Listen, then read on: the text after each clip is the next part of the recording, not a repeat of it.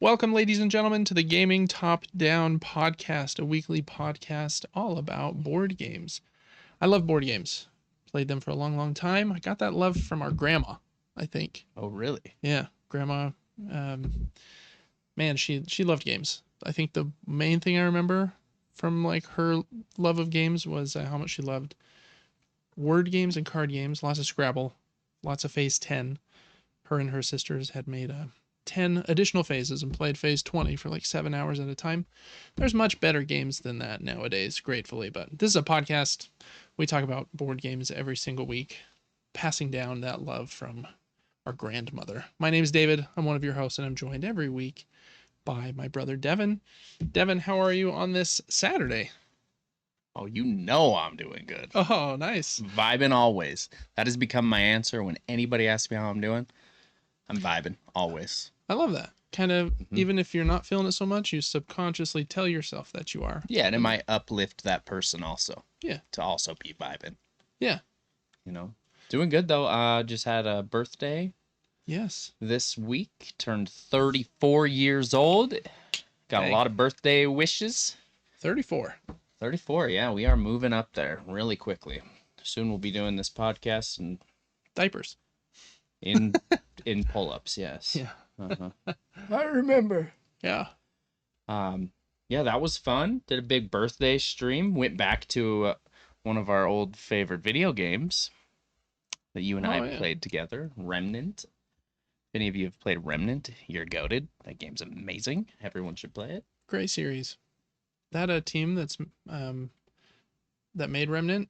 They are making Darksiders 4 next, I think, and I've never played one, but I'm kind of interested because they're making. Is this their first Darksiders game?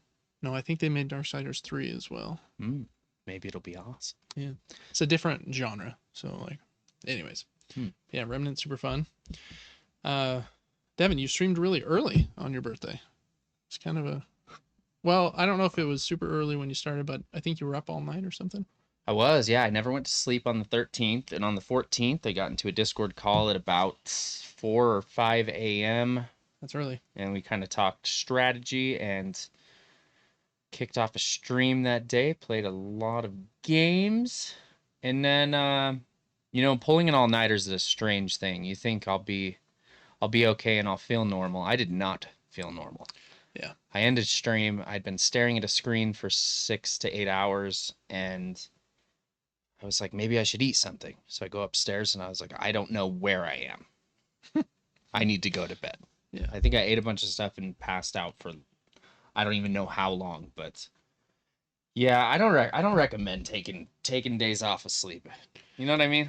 I agree. I used to be able to do it okay. I probably done it 3 or 4 times as a young teenager. Doesn't phase you that much back then.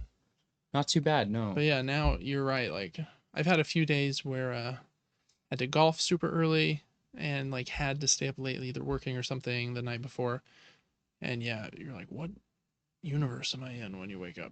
It's crazy how important sleep is as you get older. Yeah, it's kind of a terrible feeling being really fatigued mentally and physically. You're just like, well, this day's kind of just maybe ruined. Yeah. In a way. Yep. It won't ever feel normal. Yeah, unless you like make up for it and sleep like the whole extra day.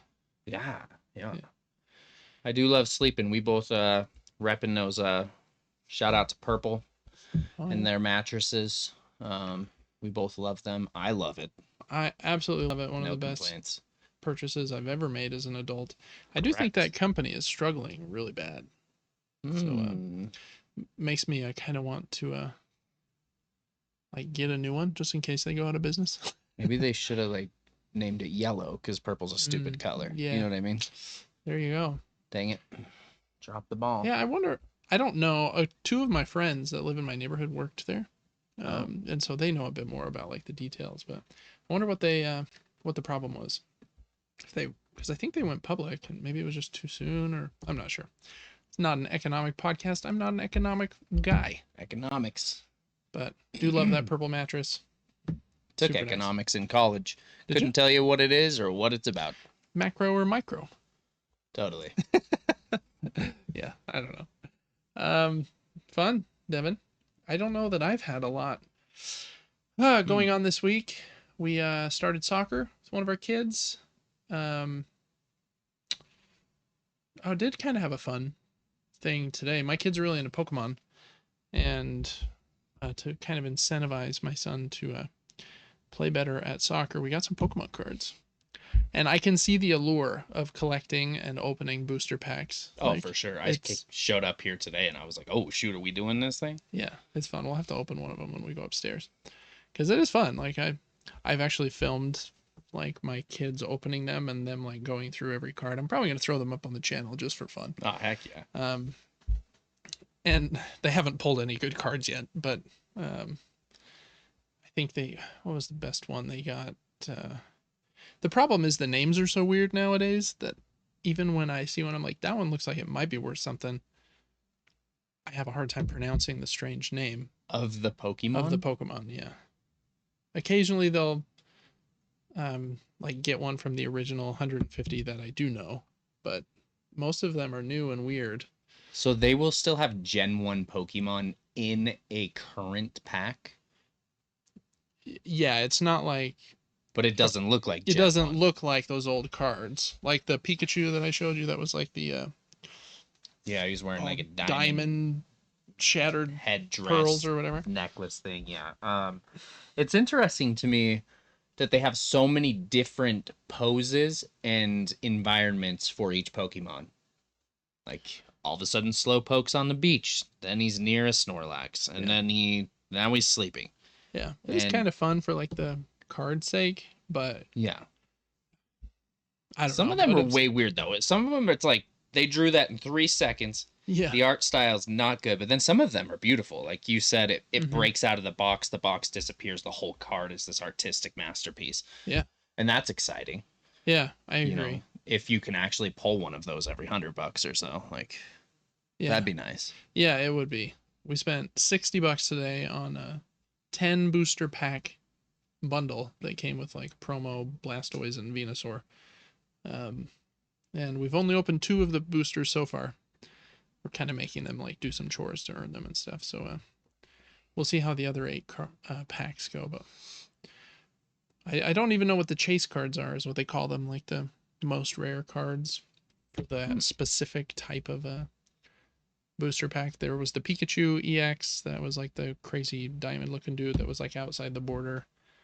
That looked like he was probably one of them. There's an Executor uh, EX as well, and kind of that diamond thing. They looked like two of them maybe, but not really sure. It was kind of fun though to open the cards. Gave me like nostalgia, and I'm like, okay, I don't know that I should ever let myself buy any for me because that seems like a Mm.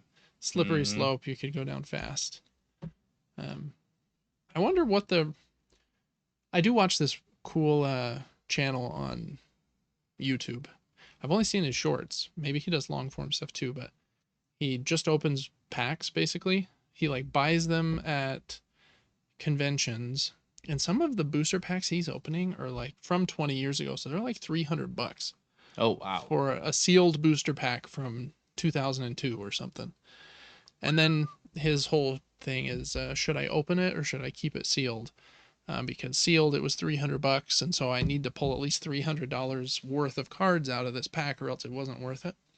Luckily, his YouTube page has like a million subscribers, so it doesn't matter to him at this point.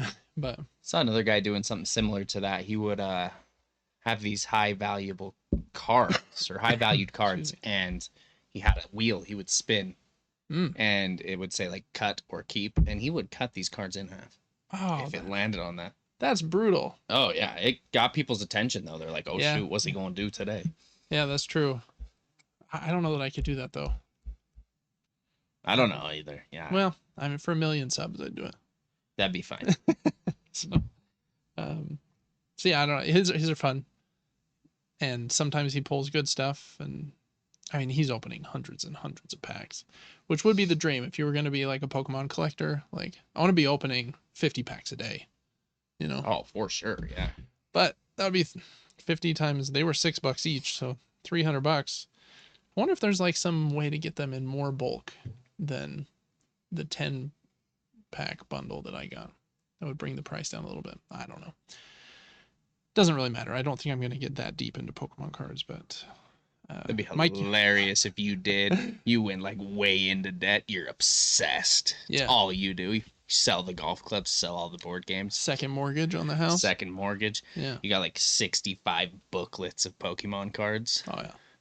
Divorced, dude. Everything's falling apart except the Pokemon cards. Divorced, but I surgically got a Charizard tail like implanted. That's right. I'm all about it. I wonder if it can't be.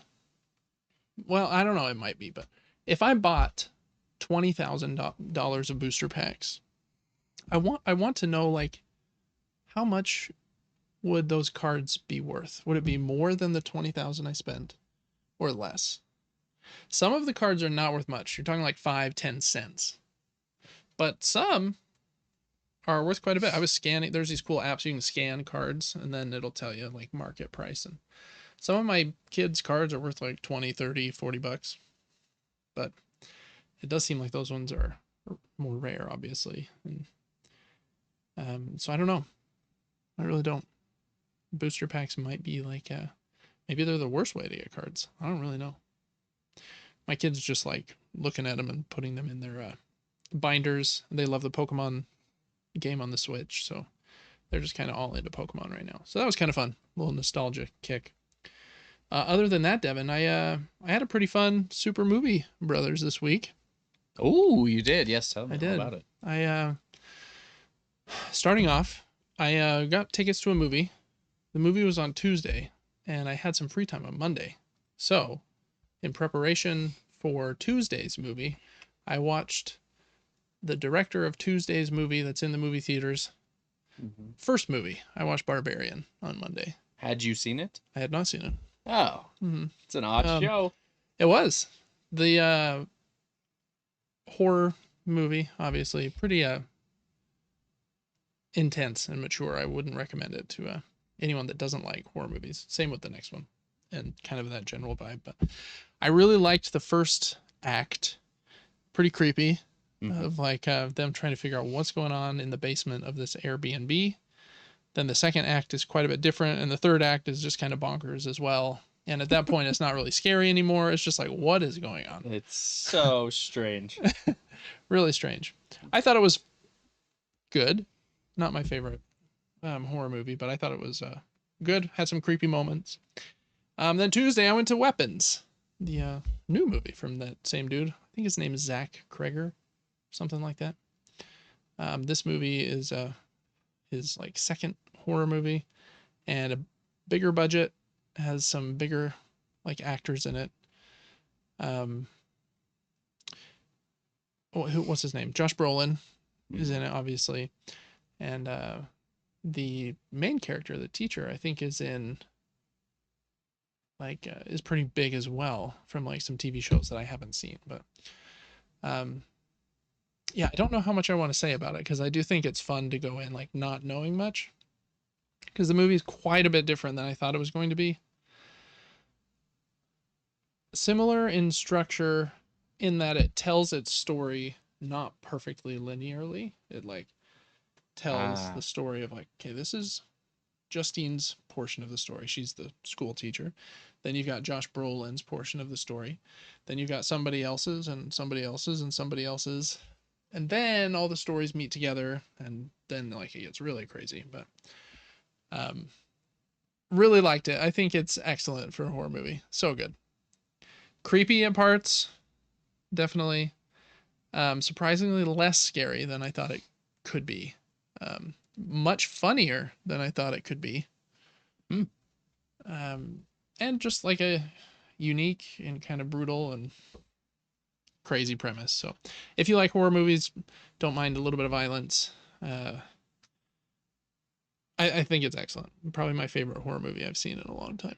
Wow. But I don't watch as many as you do. I know that you had a high praise for the other horror movie you watched last week. So yes. Together was one of the best movies I've watched in a minute. I was just locked in. I don't know what about it, but it just Yeah, I'm kept my interested to see if attention. you'll like Weapons as much.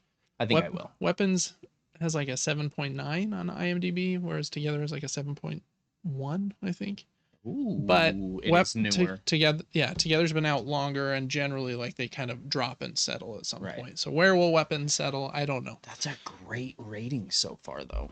It was over 8 for Yeah, like a week, but almost no movies are ever in an 8. yeah, 8's very rare. So, anyways, it's great. I really really liked it.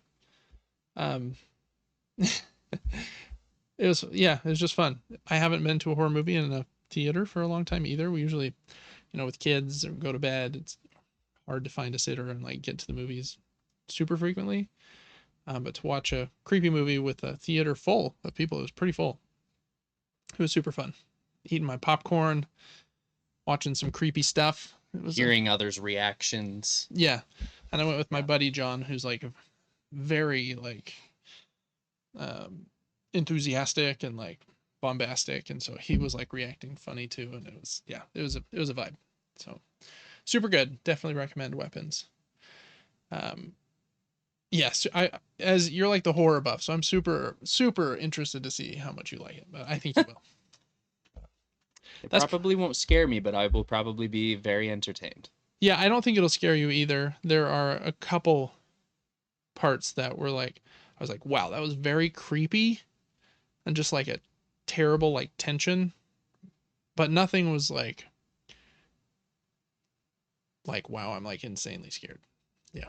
So, but that's like the level of fear that David likes to be in. Anything scarier than that, and I'm like, I might be out. So, anyways, that was I think the two movies I watched this week. We watched one more actually, and um, kind of pivoting away from horror. I do look up movies that we watch on IMDb, just because I want. If it's above a 7, then I'm generally like, oh, okay, this is gonna be pretty good, right? Oh, for sure. Yeah. Because even sometimes I like movies that are 6s. It's it's hard to always like. Sometimes I like movies that are way lower, or I don't think are as good as the audience does, and this was one of those. It was called Fracture, and it's a movie with Anthony Hopkins and Ryan Gosling. Dang, these are big actors. Ryan Gosling's like a attorney at the district attorney's office, and had kind of like an okay premise, but then like the twist at the end was super lame and dumb, and my wife and I both thought it was very dumb. So it's hard to, and that one had like a 7.3, and so I'm like, what is going on? But it was like 20 years old. I'm like, maybe people liked it better back then, but we didn't like it like almost at all. So that is a tricky part about like internet reviews of stuff. It is hard. Yeah. Anyways, I think that's all the movies that I watched this week. Devin, any Um, for you? I'm sure I watched some movies, but what I remember most is the first 2 episodes of Alien Earth, which dropped on Hulu Yeah. on Thursday, maybe on my birthday. I can't remember. Um, it's very interesting. It's very well filmed. The actors are good. I will not spoil anything for anybody that wants to watch it. It's very new. They're still rolling out episodes. I'm assuming there's going to be 6 to 8 more in the next 6 to 8 weeks. Yeah. Something like that. But I was locked in. They gave me 2 episodes. They spoiled me, and then they pulled it all away. Mm-hmm. And they made me want more, and I do want more. But I can't speed up the process. So that show's great. I think everybody should watch it. It's a lot of fun. Cool. Other than that, I don't know if I watched anything. That's I don't know. unusual for you. You just been I did watch Insidious: The Red Door, but I've seen it 76 times, and it's really dumb. ah. Well, it's not that dumb, but really it's kind of dumb. Yeah. Like, it's not that good. That's funny. I believe you. Cool. Well, that'll probably do it for Super Movie Brothers this week then, Devin. It's unusual for me to have more to say in that. Yeah, you segment. hard carried in that section. No, Great job. It's fine. I had a horror week. It was fun. So it's the best. Yeah. All right. Well, just a reminder here. If I can get the screen to show the right thing here, but Make sure to check us out on Patreon at patreon.com/supergamebrothers. You can get early access to podcasts like this one, our board game podcast and our video game podcast. They're both here on the same Patreon, so that for just a couple dollars a month, you can get early access to both of them. Kind of fun. You can also vote on the games that we play right into the show, all kinds of fun stuff like that. So please join us over there. You can even follow the Patreon totally for free. And then make sure to join our giveaway as well at supergamebrothers.com. We're giving away a bundle of board games or a gaming gift card. So make sure to check both of those things out.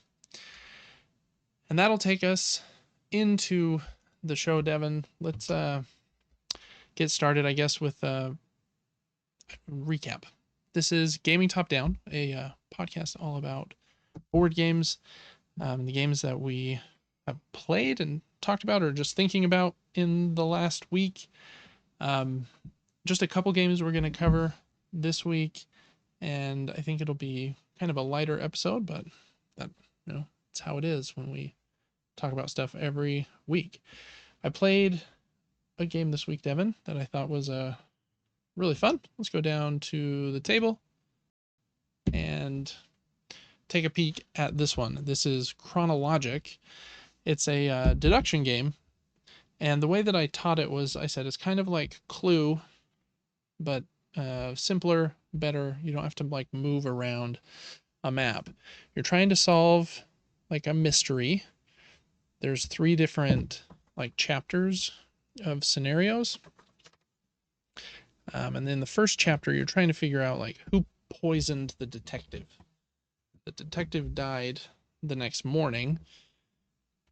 But in the previous day, all of the characters were moving around this opera house as the detective was detectiving there. And so on your turn, you get to do one thing, and you're going to choose one of these kind of clue cards that either has a character on it, one of the 6 characters, the journalist, the detective, the baroness, the adventurer, the servant, or the chauffeur, or an hour from hours 1 to 6. So they were all in the opera house for 6 hours in the different rooms. And the rules of the game are they can't stay in the same room from 1 hour to the next. They have to move, and they can only move to adjacent rooms through doorways. So there's kind of like this location, and then the characters and the hours, and you're trying to figure out who was alone with the detective in order to poison him, that he would then die the next morning. And it's a pretty cool system where taking your turn is very easy. There will just be these 5 cards, or I guess it's 6, a card for each room in the opera house, and then you get to decide what combination you're going to do. So let's just say, and the scenario booklet would tell you where all the characters start out. Everybody has a sheet like this. Let me see if I can find mine. Yeah, this one was mine, where you're writing down all of the things that you know as you determine how many times a character went in a certain room, or which characters were in a certain room, maybe in the 3rd hour or 4th hour. So you're writing down all of this stuff, again, with the goal of trying to figure out who was alone with the detective to poison him, at least in the first adventure box. The second adventure box, or not, like chapter box, and the third one are sets of 5 different scenarios than that. But so on your turn, you have this behind a shield, so you can keep your clues like hidden from everyone else. Let's say I wanted to know where the servant was, or I want to know if the servant went in the grand foyer. So what I would do is I would take the servant and the grand foyer card, and I'm going to flip it over to the back that has like a key code on it and line up the images there. And then it's going to give me 2 bits of data. The green one you have to share with everyone at the table. So I would say the servant was in the grand, what was it? The Foyer. grand foyer, one time. And that's all that I would tell them. Then I get a look in this second window that says the time they were there was the 6th hour. So I would get that one extra bit of information. And then everybody's writing this stuff down. And then the next person would go, and you basically just keep doing that until someone thinks they can solve the scenario. So if I wanted to know in the 3rd hour how many characters were at the stage, maybe I'd combine these two. And it tells me there was one character on the stage in the 3rd hour, and that's what I would share with everyone else. But then I would know it's the servant in my personal window. So very easy to take a turn. You just combine either an hour or a character card, or like a kind of decoder piece with one of the 6 room cards. And then you just keep going until someone thinks they can solve. And then they try to solve. They look in the booklet to see if they were right. If they were right, they win. If they were not, then everyone else gets to keep going. So very similar in that way to Clue, at least, but different in that you're not yourself moving around a board. You're just kind of observing and trying to see where everybody else was. I will say it was very tricky in my first play. I was struggling to track the movements of everybody pretty well. The middle section's nice because as you get clues on, like I got this clue from the detective that he went to the stage 2 times, which is helpful because then I know, okay, I can see he was at the stage in the 2nd hour, but now I know he's going to come back there at some point. So all of the like visits here next to each character are going to add up to 6, which is helpful because there's 6 hours, so it can't be more than 6. But since they can move multiple directions, like in the 2nd hour here, I have arrows drawn to 3 different spots because the detective could have gone here, here, or here. And it wasn't until later that I found out, oh, he was only in the gallery once and he was there in the 1st hour. So that means he couldn't have gone back in the 3rd.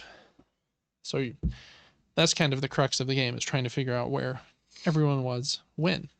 Sounds like light deduction. Definitely. Yep. It's very deduction heavy. It's fun. Heavy deduction. Heavy deduction. There you go. Yeah, I think everyone that I played it with really enjoyed it. I did not win this first scenario, but hopefully I'll get a little bit better at it. The 5 scenarios in this first box are all about the poisoning, so it's who was alone with the detective. The second box is even tougher, trying to figure out who is the Phantom of the Opera, and it's the one person of the 6 that was alone for all 6 hours, so they were never with another person. So you kind of have to probably reveal more information to solve that. And the third one seems crazy.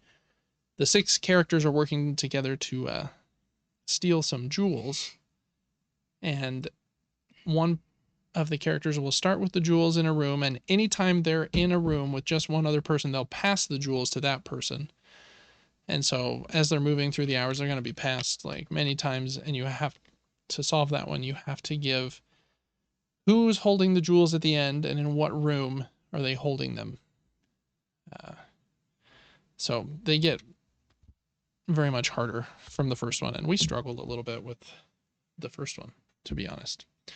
So if you like deduction games, if you like things like Clue, but this is much better. I think this says 30 minutes on the box, and I think that's very accurate. I think we finished it in about that, and that's probably including the teach. And it's a pretty simple teach. On someone's turn, they can only do that one thing. And then it just kind of flows pretty nicely, and you're engaged on everyone's turn because they're going to be giving you a piece of information on their turns as well. So we really liked it so far. So that's Kronologic, Paris, 1920. First impressions, solid. I am interested to see if like the other scenarios like if it starts to feel samey or if it elevates it and you do get better at it. We'll see. But that's kind of my first thoughts there. Devin, have you ever played Clue? Yes, and it's been a very long time. Yeah, it has. I remember thinking that game was kind of fun when we played it at grandma's, but you do like a lot of waiting on your turn, just rolling dice, hoping like, please give me a 6 so that I can get far enough to get into a new room and hopefully uh, find something out and then guess, um, be able to make my guess. So you did waste like a lot of time just moving around the board. So I'm glad that they don't have that. What I remember about Clue was that everyone was on the exact same pace toward the answer, and you're all like ready to guess at such a similar time. That kind of bothered me a little bit. And then also, you have the people staring at you when you're taking your notes, and they know that if you write on the bottom of your card, that's the location or the weapon. So they're able to take where you're writing on your card and know what you're checking off. Yeah, that's a good point. You kind of have the same thing here. I wonder if you could be sneaky if you thought that other people were looking at that, because if you give like the public piece of information and then you have the private one. So if it says like one person was at the grand hall staircase and you announce that to everyone, the secret bit of information is going to be who that person was. And they can see how far left or right you. Yeah, maybe, or it could be if you use a character card and ask like, did they ever go to the stage? And it might say yes, they went one time, but then you get the information of, oh, it was in the second hour, and second hour is like top middle of your 6 sheet there. So yeah, you'd have to be a little careful with that here too. I'm giving you the strat to win next time. Yeah, just Shouldn't have revealed the secrets. Watch everybody's hands. Don't be a cheater. Don't be a cheater. Unreal. Yeah. But Kronologic, cool game, pretty cheap.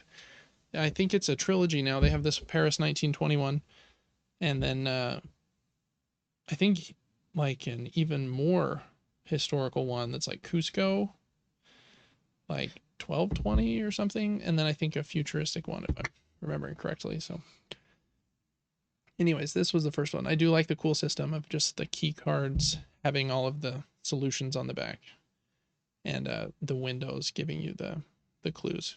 Very, very slick. Anyways, that is Kronologic.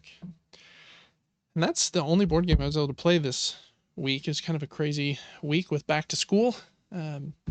But Devin, that is not the end of the show quite yet. We're going to do another segment that we started last week, and I thought it was kind of fun. It's called Shelf of Shame. I have a bunch of games on a shelf over there off to the side that I am excited to play but haven't gotten to play yet. And so Devin, without me knowing, just chooses a game off of that shelf and then hides it over here and then pulls it up. And then I tell him a little bit about it, why I got it, and shall I do it now? Played it yet. And yeah, why don't you go ahead and reveal which one you picked?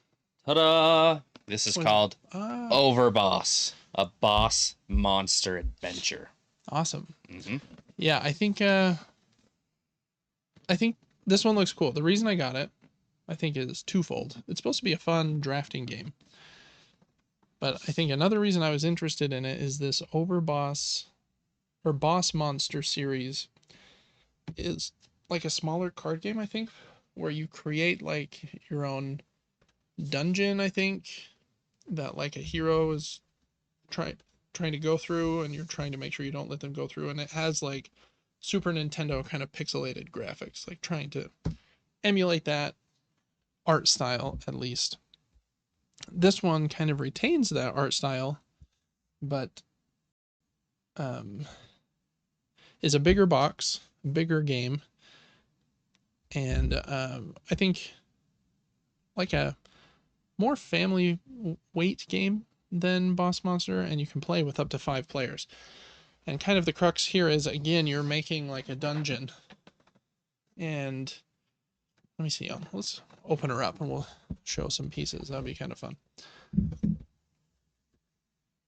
Has a cool tray. Ooh. Holds all the tiles. So it's kind of a tile drafting and tile laying game. And every player has like a player card. You got King Croak here is one. You can Is each player a boss? Yeah. Yep. Everyone plays as like a different boss character. Ooh, the art is fun. Belladonna, Killa. Killa. Should have done Killa Kong, but they were probably afraid of getting sued. The Zyzax. Cerebellus. Cleopatra. Kazana. Porcus.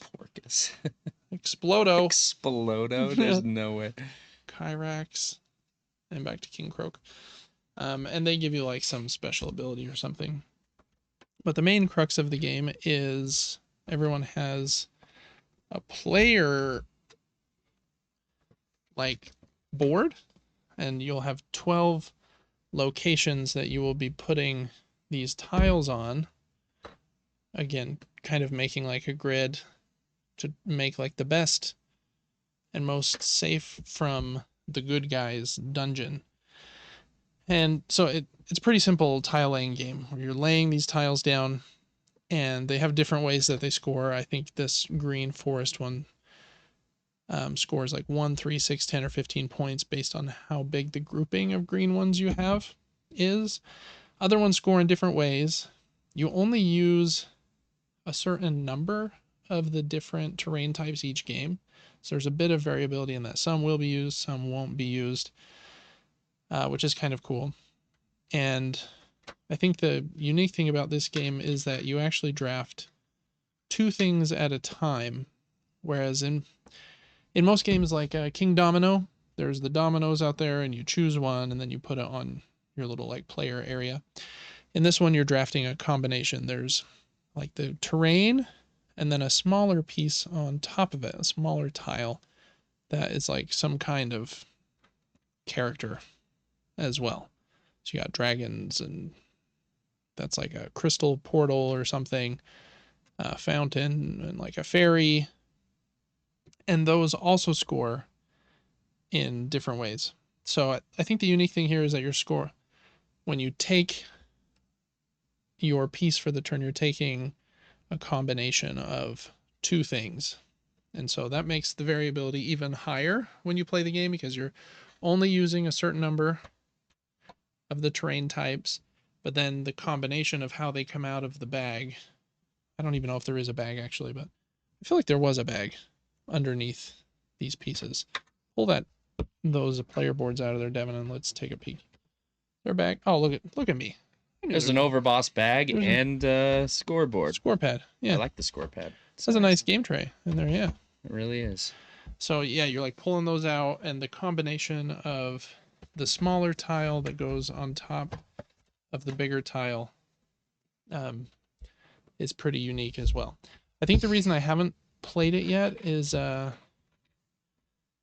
it sits in kind of a weird spot where if I'm going to introduce like a board game to people that haven't played one very well, I'd probably start with something like King Domino. Whoops.